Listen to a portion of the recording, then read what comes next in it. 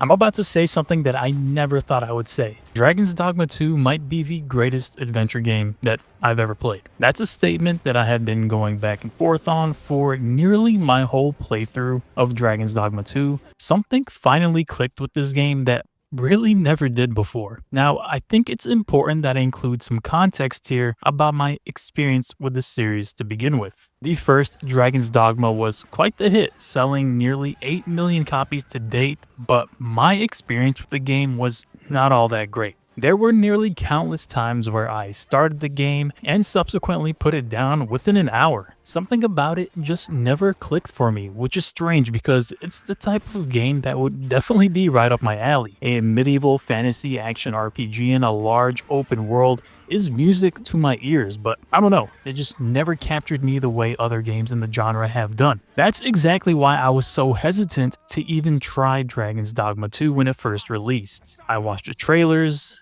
read the reviews, and came away with the conclusion that not much has changed, and that there wouldn't be much there for someone like me who couldn't even get into the first game. So what happened? How did I get to the point where I feel like I'm playing the best adventure simulator ever and I can't seem to put the game down? And how does Dragon's Dogma 2 even hold up years later after a number of patches and updates? Well, I'll get into all that and more, as this video is going to be everything I have to say about Dragon's Dogma 2. I've played many games on this channel alone.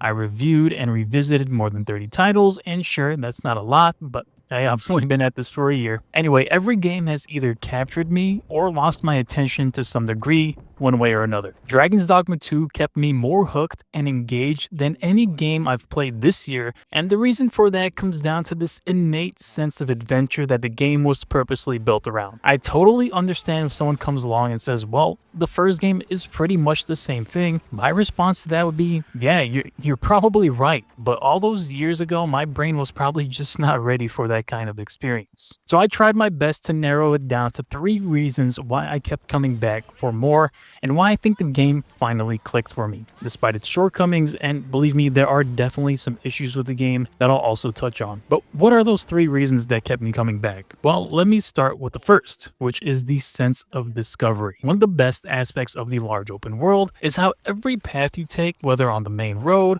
or off to a side on a road less traveled, leads to something new and undiscovered. I genuinely think the open world is one of the most distracting I've ever experienced, and I mean that in the best way possible. It was extremely difficult for me to stay on course for a mission as I made my way from area to area because there were so many distractions along the way, like bandit camps, caves, dungeons, and so much more. There were hours-long stretches where I had completely forgotten about the main quest, or really any quest, and found myself in some part of the map that I had no business being in. I think that speaks volumes as far as the game's open world design goes. It's dense and it's extremely dynamic. I hate to even make comparisons, but I felt the very same sense of rewarding exploration that I came away with during my Elden Ring playthrough. There is very little wasted time, if at all, on your journey. It made the long stretches of travel from city to city a lot more enjoyable. There were many occasions where I made a trip to one city, and on the way back I had completely missed a slew of different caves and camps that had some interesting reward that helped either me or my pawn with some piece of loot or equipment. Obviously, this all ties directly into how the open world is built. The game features only 2 main regions, those being Vermund and Batal, and these 2 regions are basically separated by the race of people who live and rule there. Vermund is the kingdom of humans, whereas Batal is the kingdom of Beastren. They have their own unique cultures and tradition, and the 2 kingdoms are typically at each other's necks for one reason or another. Of course, within these 2 kingdoms are a large variety of different biomes, from dense forest areas, coastal regions, deserts, and so much more. The one issue I had with these different regions and biomes is that they don't really introduce new enemies, but more on that later on in the video. Regardless, I think the open world is beautifully designed. Not only do the biomes look great with some very scenic locations, but I think traveling in this open world feels just as good due to the reasons I opened this section up with. Now, I had just mentioned that the open world is extremely dynamic, which also happens to be the second reason as to why I just couldn't get enough of this game. The sense of randomness is truly second to none. The open world is very much alive, and with it comes this whole sandbox where any mundane enemy encounter can turn into complete chaos at a moment's notice. And ox cart traveling from city to city can be attacked by a group of bandits. A fight with an ogre, griffin, or dragon can have pawns and NPCs join the fight, creating these large-scale battles that are not only incredibly engaging to partake in, but just as fun to just sit back and watch unfold. My explanation of these moments can do little to communicate how that sense of randomness can really turn a simple trek to a nearby mission into one of the most epic moments you'll ever experience. Some of my personal favorite moments were the ones where the unexpected just happened, leaving me and my party to scramble and survive by the skin of our teeth. The unpredictable nature of the game is really something that makes the whole experience that much better. Without it, I think this game would be far too straightforward. Now, the actual term for this type of gameplay structure, let's call it, is called emergent gameplay, where really any unscripted event can happen at any moment. I'm not sure if this is something that existed in the original game, but I can only assume it did, and just based on how often the unexpected happens, this tells me that this whole emergent gameplay is a series staple. Now, the third and final reason that the game had me coming back for more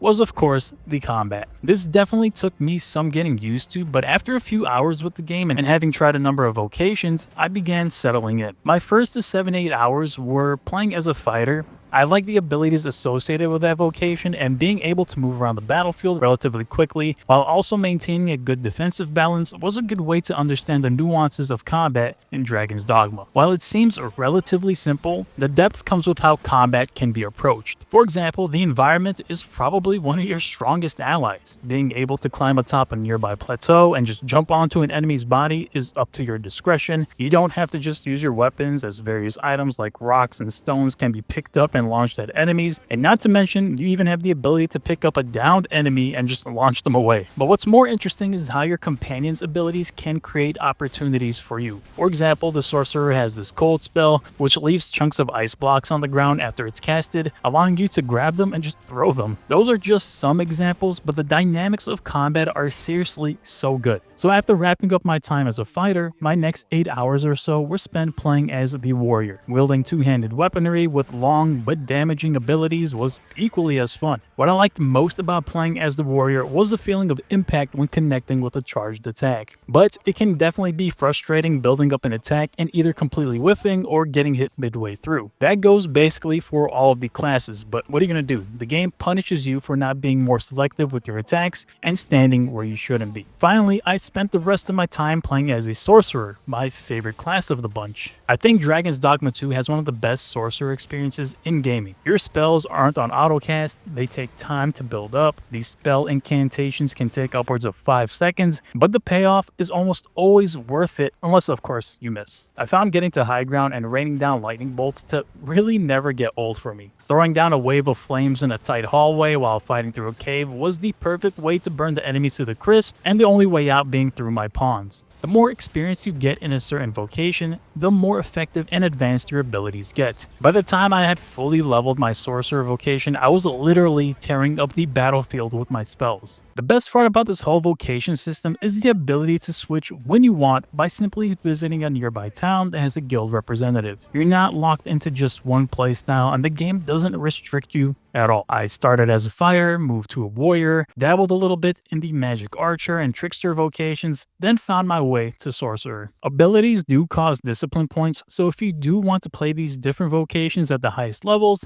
then you'll need to grind them out a bit and spend your points accordingly as you rank up. Overall though, it's a very welcoming system, and I found it to be perfect the way it is. The combination of these three different aspects kept me coming back for more and more. And honestly, even after 50 hours as of recording this video, I want to go back for more. I think the game finally clicked, but I can't even really pinpoint when it happened, because like the original game, I had a really tough time getting into Dragon's Dogma 2. It's weird because I've sat here and written the game a ton of praise, but I actually tried to start the game multiple times and gave up within the first hour and had myself wondering why I even bought the game if I knew that I wouldn't like it. The game feels like a bit of a slow burn, especially at the start. I don't think the game's opening does it any favors at all, as it takes a bit to get things up and running, but once you have a full party of pawns and you're out there exploring, the game really starts to come together in more ways than one. Anyways, let's talk about pawns. So in Dragon's Dogma 2, you have your main pawn. This character is more or less your main companion who goes everywhere you go and levels alongside you. Unlike rental pawns, you control higher main pawn levels,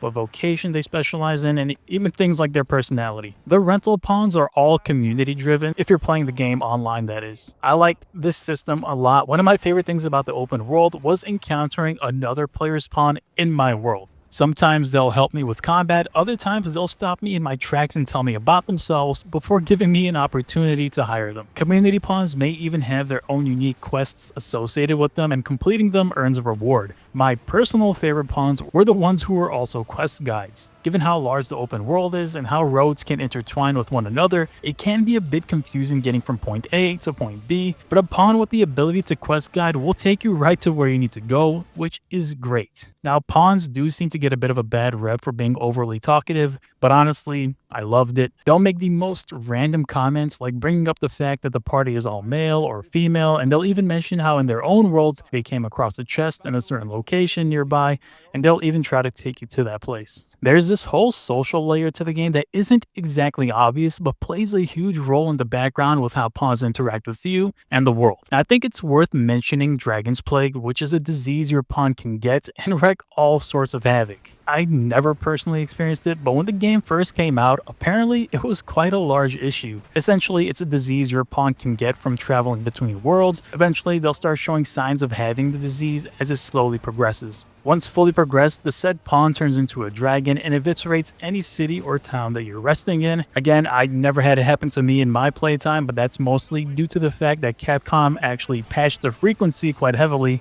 back in 2024 and made it much more obvious when your pawn has the plague. So this video has been pretty damn positive so far, and for good reason. I like the game a lot. But unfortunately, the game is not all sunshine and rainbows. I think there are some aspects that really weigh down the overall experience. I'll start with what I think is the most obvious, that being the extreme lack of enemy variety. See, in a fantasy-driven RPG as this, I always go in thinking that devs are given an unlimited amount of creative freedom to really come up with some interesting enemy designs, but in the case of Dragon's Dogma 2, the reality is far from that. I want to drive home the fact that the map size of Dragon's Dogma 2, in comparison to the original, is about 4 times as large, and while the game does have about 9 different small enemy types, they quickly start to feel recycled within the first 4 or 5 hours of the game. This is really bad. Given how large the game is, you'd expect a lot more variety with the moment-to-moment encounters, but instead I quickly started getting annoyed by these same enemies being just yards away from one another.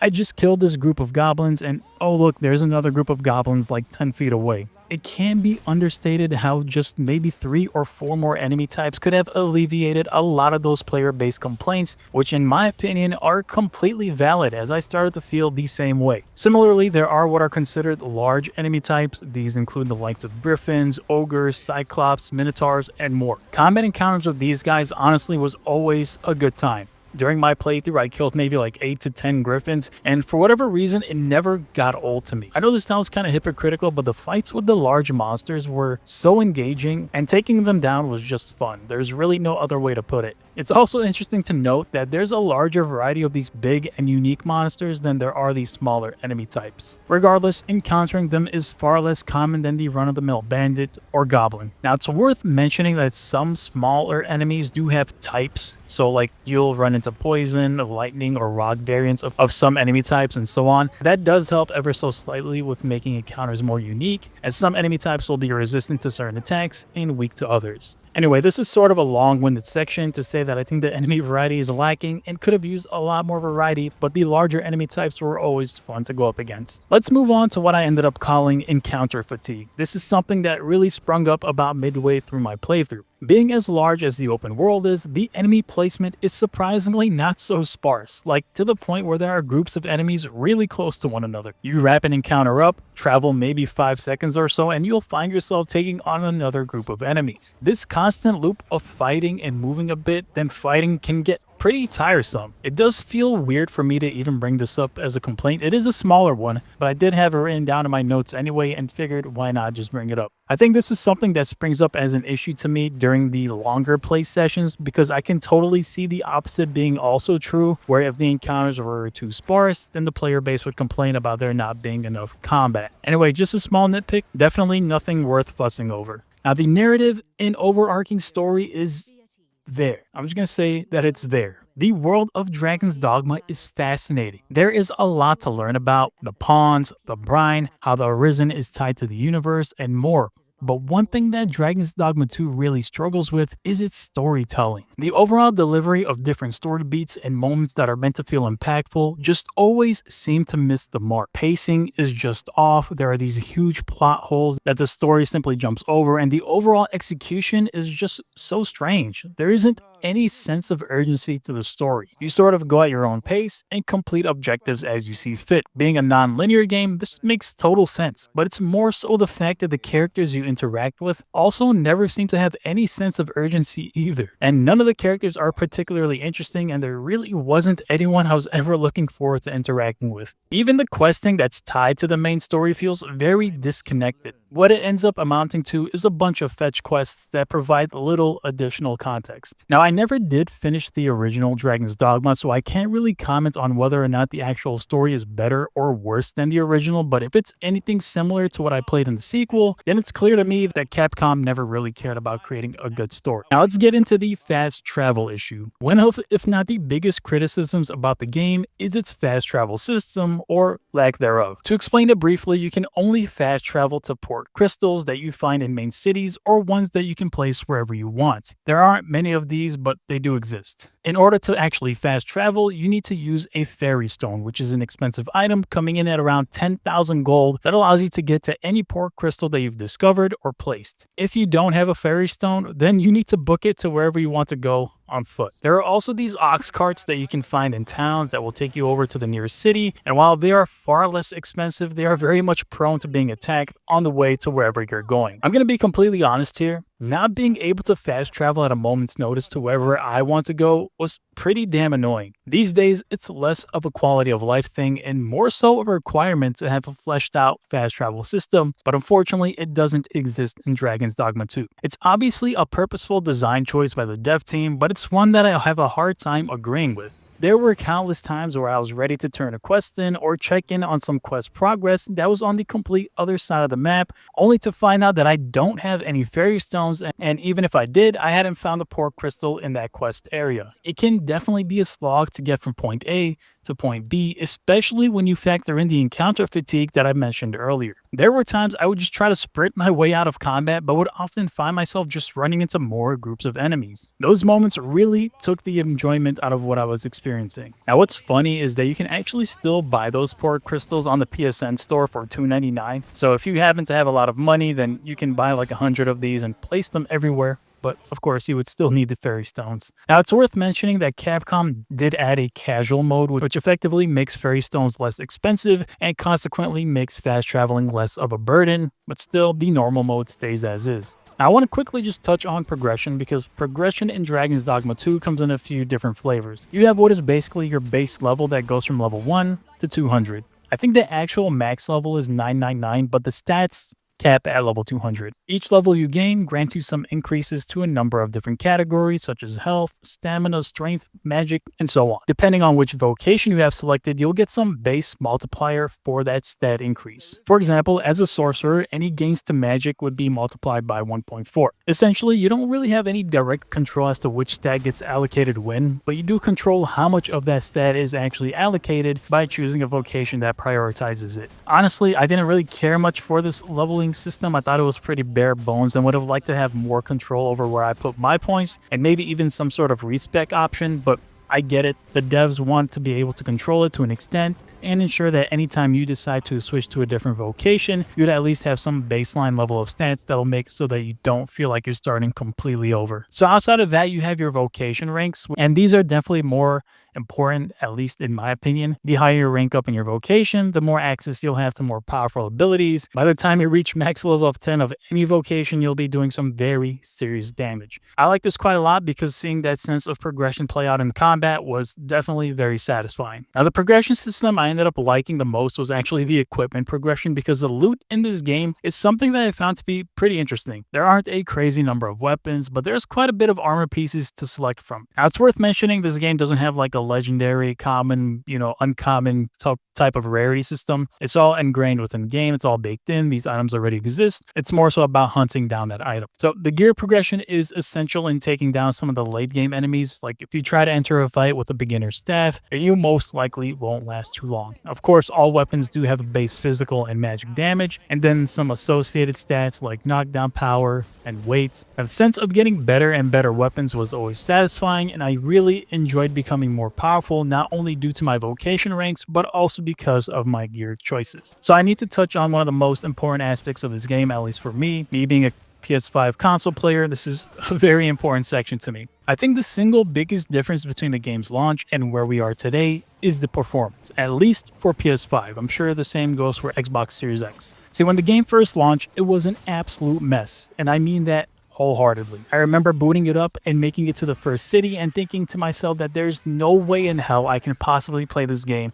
with sub 30 frames per second. Now on October 17th, Capcom finally patched in a graphics option in the options menu, which allowed us to prioritize graphics or performance. This was huge for us console gamers because we were previously stuck at 30 frames per second on a good day. The time I spent with the game in the past month was a night and day difference. I felt the game was far smoother and it played much better than it did when it first launched. Since then, there has been an additional patch for the PS5 Pro, which I do not own, that also gets a balanced mode. Anyway, this is just to say that the performance is far better now than it was when the game first launched. For the record, as far as other patches go, they've been really not noteworthy, as most updates were tiny fixes for very specific issues like adjusting text size, for example. Anyway, let's go ahead and wrap this video up. I opened this video by stating that Dragon's Dogma 2 is the greatest adventure game I've ever played. I'm going to close this video by reiterating that sentiment. It's a game that really captured me in ways that no other game has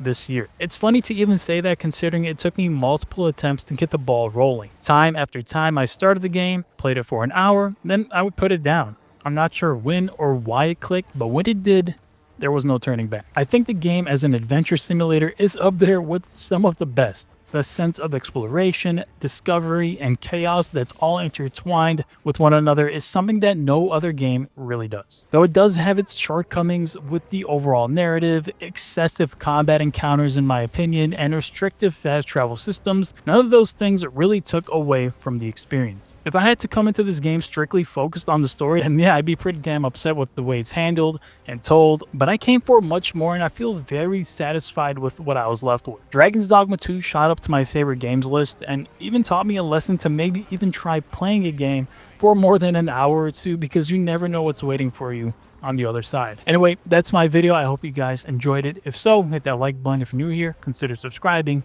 I'll see you all in the next one.